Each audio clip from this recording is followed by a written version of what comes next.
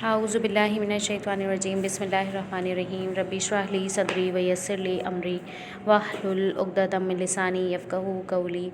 अल्लाहुम्मा अन्फ़अना बिमा अल्लमतना व अल्लिमना मा यनफ़अुना व ज़िदना इल्मा आमीन या रब्बल आलमीन। अस्सलाम वालेकुम क्लास। चैप्टर हमारा कंटिन्यू था, चैप्टर नंबर 5 ग़ज़वा उहद हम पढ़ रहे थे, तो इसका थोड़ा सा रिवीजन हम कर लेते हैं, फिर उसके बाद आगे अपना चैप्टर कंटिन्यू करते हैं। तो ग़ज़वा उहद के रीज़न्स सबसे पहले बताए गए हैं शुरू के 2 पैराग्राफ के अंदर, तो उसको हम वहाँ से स्टार्ट करते हैं। अरब के दस्तूर के मुताबिक जब तक शिकस्त खाने वाला फ़रीक अपनी शिकस्त का इंतकाम ना ले लेता था, चैन से नहीं बैठता था। अगर इसके बदला लेने में इसकी अपनी ज़िंदगी ख़त्म हो जाती थी, अपनी औलाद को इस शिकस्त का बदला लेने की वसीयत कर जाता। इस तरह वो लड़ाई नस्ल दर नस्ल कई सालों तक जारी रहती। बदर की शिकस्त के बाद कुफ़ार मक्का भी इंतकाम की आग में जल रहे थे, खुसूसन वो लोग जिनके रिश्तेदार इस जंग में मारे गए थे। रीज़न बताया जा रहा है कि ये जंग क्यों स्टार्ट की जा रही है। कुफ़ार मक्का को बदर की लड़ाई में मुसलमानों की ताकत का अंदाज़ा हो चुका था, लिहाजा वो समझते थे कि इन्हें बदर से ज़्यादा फ़ौज और सामान की ज़रूरत है। उन्होंने ये फ़ैसला किया कि वो बदर के ज़माने में आने वाले तिजारती काफ़िले का सारा मुनाफा इस इंतकाम की खातिर सर्व करेंगे। चूँकि अरब में जोश और जज्बात को उभारने के लिए सबसे बेहतरीन आला अशार हुआ करते थे, लिहाजा सरदारान मक्का ने कुरैश के 2 मशहूर शायरों उमर बिन अब्दुल्ला और नाफ़े बिन अब्दुल मनाफ़ को तमाम कबाइल कुरैश में इंतकाम की आग भड़काने के लिए भेज दिया। यानी कि लोगों को जंग के लिए तैयार करने के लिए इनके लिए सबसे पहला हरबा क्या होता था कि शेर व शायरी से लोगों को उस जंग का मकसद समझाया जा रहा था और उसमें लड़ने के लिए उनको तैयार किया जा रहा था। अब आगे देखते हैं, यहाँ से हमारा न्यू सबक स्टार्ट हो रहा है आज का। हुज़ूर सल्लल्लाहु अलैहि वसल्लम के चचा हज़रत अब्बास रज़ी अल्लाह तआला अन्हु वो इस्लाम ला चुके थे, मगर अभी तक मक्के में ही मुकीम थे। उन्होंने कुरैश की सरगर्मियों की इत्तला हुज़ूर सल्लल्लाहु अलैहि वसल्लम को मदीना मुनव्वरा भिजवाई।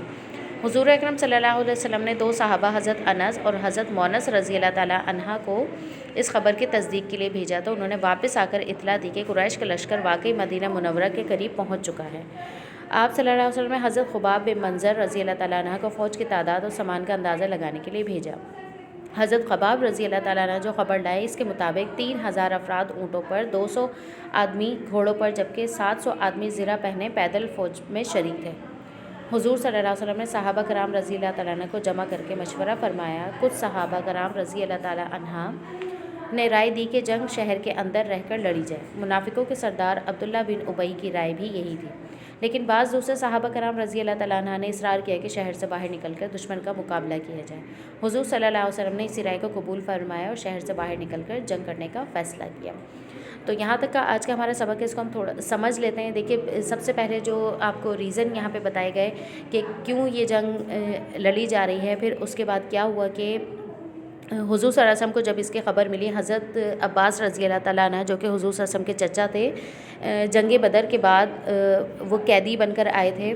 फिर उसके बाद उन्होंने इस्लाम कबूल किया, लेकिन वो मक्के के अंदर ही मौजूद थे, उनको रिहा कर दिया गया था फ़िदिया देने के बाद।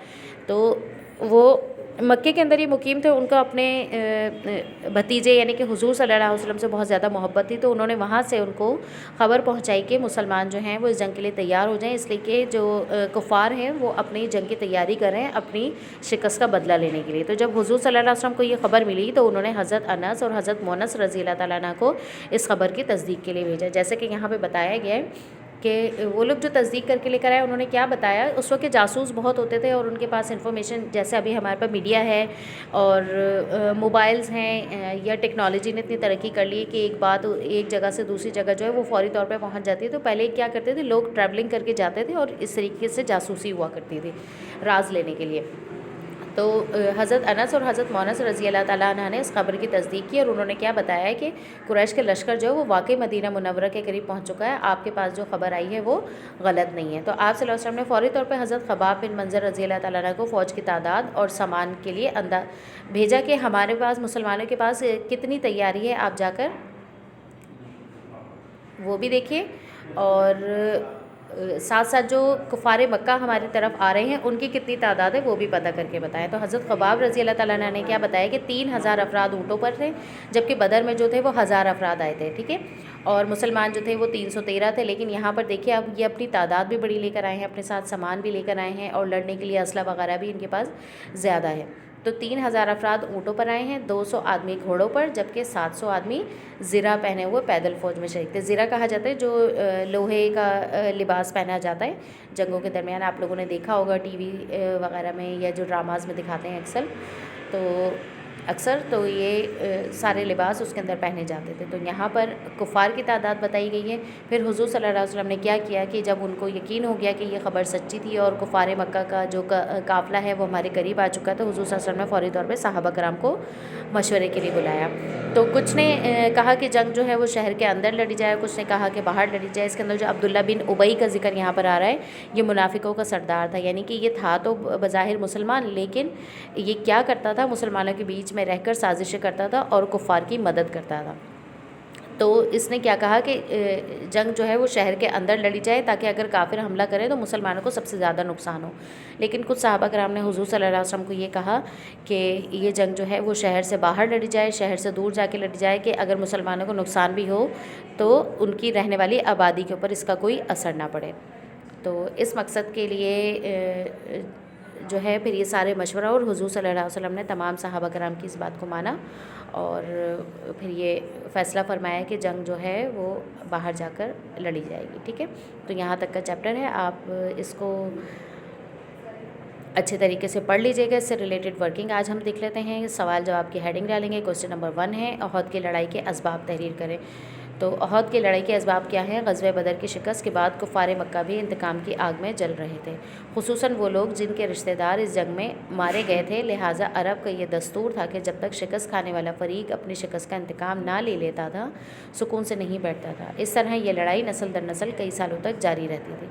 یہی وجہ احد کی لڑائی کا سبب بنی، کیونکہ غزوہ احد میں کفار مکہ کو شکست ملی۔ تو یہاں تک کوسچن نمبر 1 آپ لوگوں نے کمپلیٹ کرنا ہے، ورکنگ اپنی کمپلیٹ کریں ہینڈ ٹو ہینڈ، اور اس کی لرننگ بھی ساتھ ساتھ کرنی ہے آپ کو۔ اور یہ جنوری کا کام ہے، دسمبر کے اندر آپ لوگوں کے ٹیسٹ ہوں گے، تو دسمبر کے جتنے بھی چیپٹرز ہیں ان کی لرننگ اچھے طریقے سے کیجیے، انشاءاللہ اسسمنٹ کے اندر وہ آپ کے چیپٹر انکلوڈ ہوں گے۔ اللہ حافظ۔